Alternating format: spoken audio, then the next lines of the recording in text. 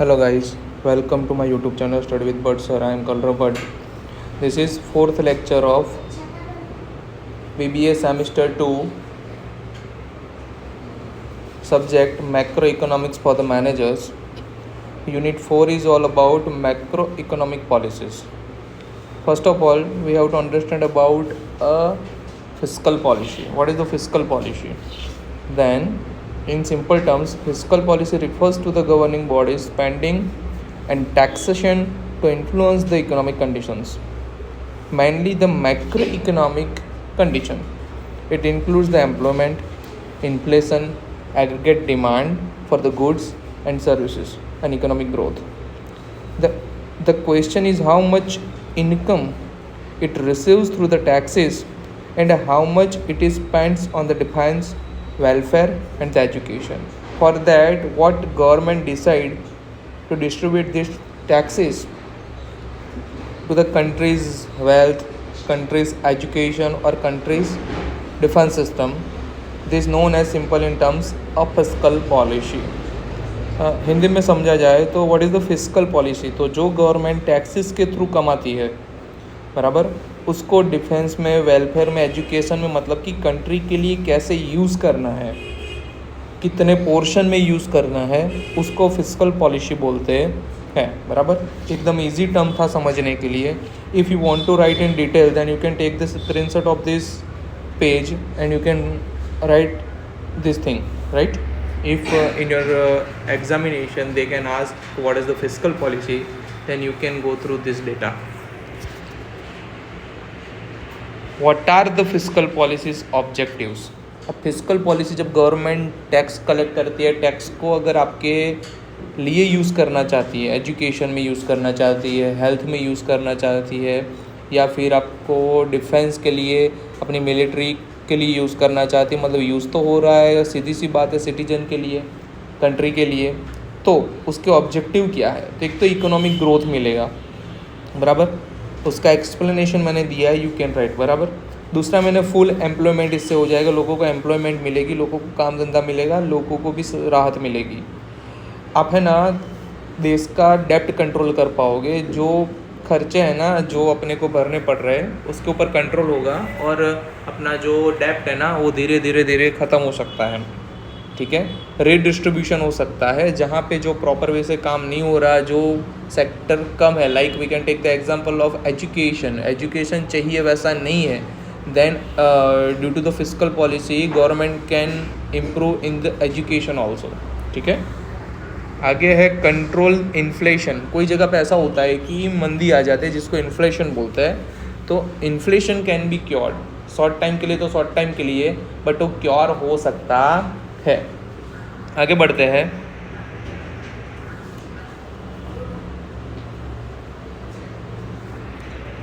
Instrument of the fiscal policy. अब fiscal policy के दो इंस्ट्रूमेंट है. First one is taxation and second one is spending. ठीक है, first one is taxation and second one is spending. Government को tax क्या लगाना चाहिए कि उससे उनको जो खर्चा कम पड़ रहा है ना वो उनको मिल जाए, उसके ऊपर ध्यान देना है. दूसरा है स्पेंडिंग, जो टैक्स कलेक्ट हुआ है वो टैक्स को कहाँ पे कंज्यूम करेंगे कि जिससे है ना लोगों को फ़ायदा हो, तो दूसरा वो चीज़ पे ध्यान देना है बराबर. आगे बढ़ते हैं. ये दो इंस्ट्रूमेंट थे फिस्कल पॉलिसी के जो गवर्नमेंट मेनली यूज़ करती ही है. अब है बजट. बजट का सिंपल टर्म्स है कि कोई काम ख़त्म करने के लिए कितना पैसा लगाना है, वो पैसा लगाने से कितना इनकम होगा, उसको बजट बोलते हैं. ठीक है, अब मैं ये इसका डेफिनेशन रीड आउट कर रहा हूँ. A budget is a spending plan based on economic and the expenses. In other word, it is a estimate of how much money you will make and spend over a certain period of the time, such as a month और the year. मैं यहाँ पे एक बात clear करना चाहूँगा, कोई country के लिए या कोई कंपनी के लिए या कोई फर्म के लिए, कोई इंडस्ट्री के लिए, कोई बिजनेस के लिए, किसी भी के लिए कभी भी बजट को बनाना कंपलसरी है ही नहीं, और बजट का कोई फॉर्मेट भी नहीं बराबर.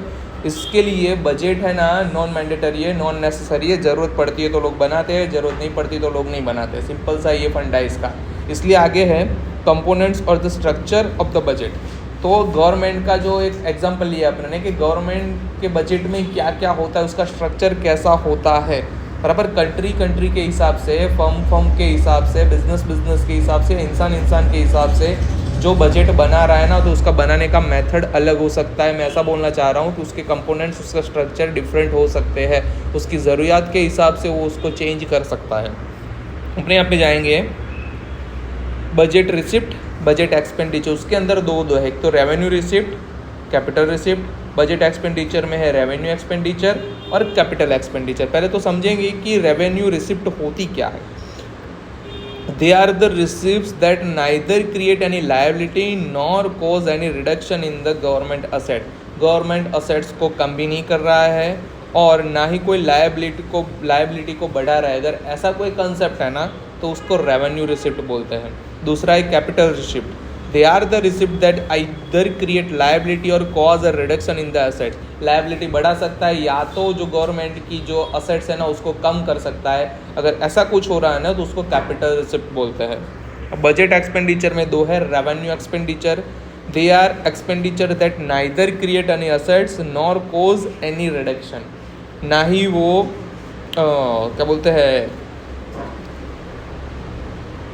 असेट्स बना रहा है, ना ही आपकी लायबिलिटी को रिड्यूस कर रहा है, बराबर। तो रेवेन्यू एक्सपेंडिचर हुआ। कैपिटल एक्सपेंडिचर क्या होगा? They are the expenditure that neither an assets और cause any reduction in the liability. ना लायबिलिटी कम कर रहा है, ना एसेट्स में चेंजेस ला रहा है, ऐसा है तो उसको कैपिटल एक्सपेंडिचर बोलते हैं। तो आप ये देख लो, आप इसका स्नैपशॉट ले लो, स्क्रीनशॉट ले लो, और आप ये कंटेंट, ये डेटा को यूज़ कर सकते हो आपकी एग्जाम में क्वेश्चन का आंसर देने के लिए। आगे बढ़ते हैं। डेफिसिट। डेफिसिट मतलब क्या है? Deficit is a simple term है, बहुत इजी है, इजी टू अंडरस्टैंड है, बराबर। आपने ये फेस किया ही होगा कहीं ना कहीं। In simple terms a deficit means an amount by which a sum falls short of some reference amount. A deficit is an amount by which one resources specially for the money falls short of what is required if expenditure exceed income. ये बात समझ लो, आपका खर्चा आपकी income से बढ़ रहा है तो आप डेफिसिट में चल रहे हो। आपका इंपोर्ट आपके एक्सपोर्ट से बढ़ रहा है, आप डेफिसिट में चल रहे हो। आपकी लायबिलिटी आपके असेट से बढ़ रही है तो आप डेफिसिट में चल रहे हो। मतलब आपके पास कमी होना, आपको जो खर्चा नहीं करना था, आपका जो कमाने का ताकत है ना, उससे ज़्यादा आप खर्चा कर रहे हो, तो आप हर महीने थोड़ा थोड़ा डेफिसिट में जाओगे, बराबर। आपने ये सुना होगा ना, डेफिशिएंसी मतलब कि कमी, समझ रहे हो। ओके, आगे बढ़ रहे हैं।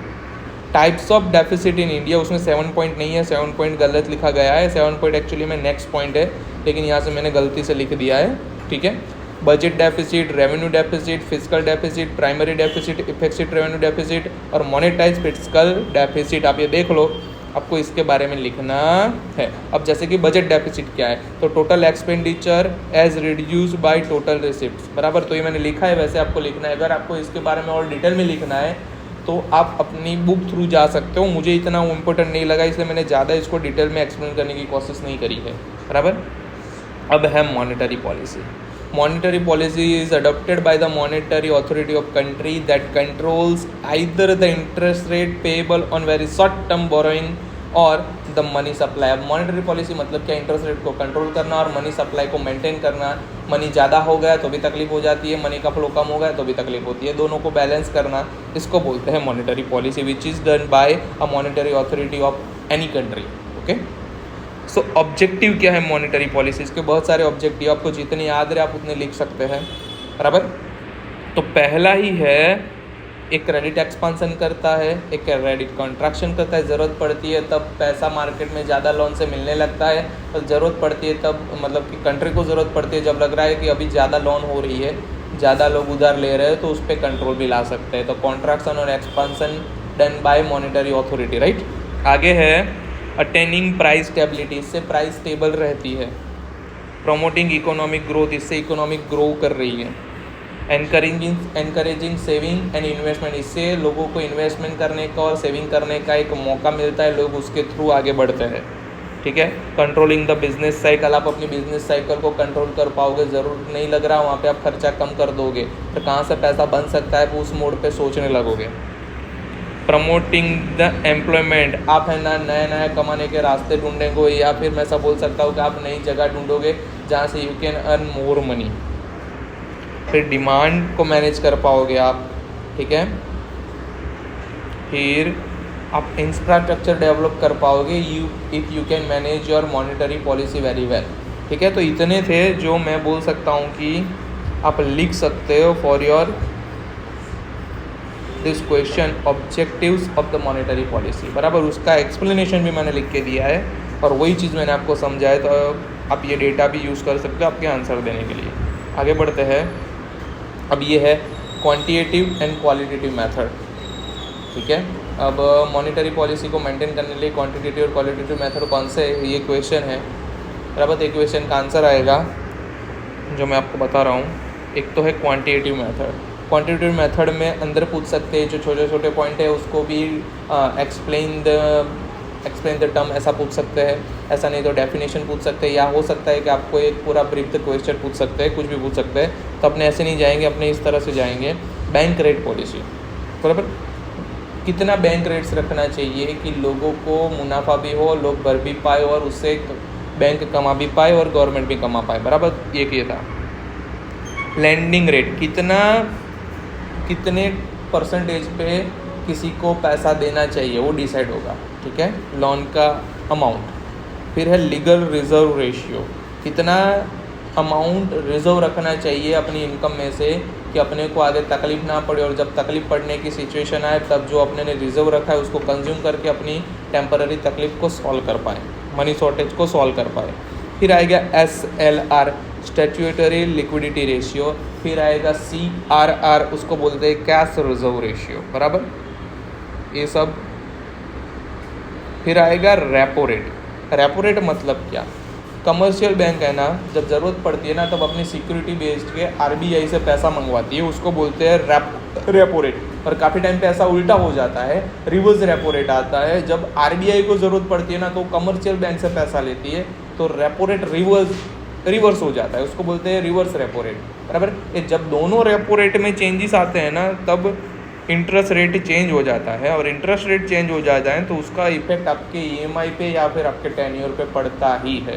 बराबर, अब दूसरा है उसमें क्वालिटेटिव मेथड। क्वालिटेटिव मेथड में पहला आता है रेशनिंग ऑफ द क्रेडिट, कितना क्रेडिट लोगों को देना है उसका एक पोर्शन डिसाइड करना, उसका एक रेशनल अमाउंट डिसाइड करना, वो पोर्शन पे ही बैंक्स काम करेगी। बराबर, दूसरा है regulation of the consumer credit, लोगों को कितना देना है, कितने पीरियड के लिए उसको उधार देना, ये डिसाइड करता है बिजनेस करने के लिए गवर्नमेंट। बराबर, अभी MSME चल रहा है राइट नाउ टेक्सटाइल इंडस्ट्री में, तो MSME पहले था 19 डे का पे आउट पीरियड था, जो अभी कम करके 30 डे का कर दिया है, जिससे लोगों को तकलीफ पड़ रही है और इन्फ्लेशन चल रहा है, अभी मंदी चल रही है टेक्सटाइल मार्केट में। अभी करंट सिचुएशन की ही बात कर रहा हूँ।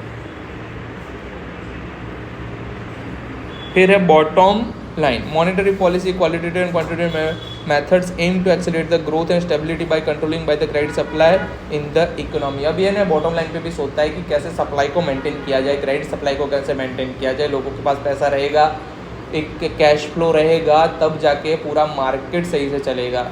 इसका पूरा ध्यान रखना क्वालिटेटिव और क्वांटिटी दोनों के लिए है, ये दोनों यही चीज़ पे काम करते हैं। ऐसे इंस्ट्रूमेंट बना रहे हैं, मतलब कि ऐसे वे ऑफ द मेथड्स बना रहे हैं कि जिससे मार्केट में पैसा घूमता है। उसका बेस्ट एग्जांपल अपने पास अभी क्रेडिट कार्ड भी है, डेबिट कार्ड भी है, फिर मैं ऐसा बोलूँ तो अभी ऑनलाइन पेमेंट चल रहा है, वो भी एक उसका ही ज़रिया है।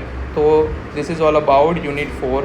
बराबर, आपको ये पढ़ना है, ज़रूरत पड़े वहाँ पे स्क्रीनशॉट ले लेने हैं और एक्सप्लेन यही करना है। आप अपने हिसाब से भी कर सकते हो, मैंने बोला वैसे भी, और वो नहीं आ रहा है तो ये जो मैंने लिखा है आप वो भी एक्सप्लेन कर सकते हो। ये मैंने अच्छे सोर्स से डाउनलोड करके लिखा है, और जो हार्ड था उसको मैंने सिंपल करके लिखा है, तो आपको आसानी रहेगी।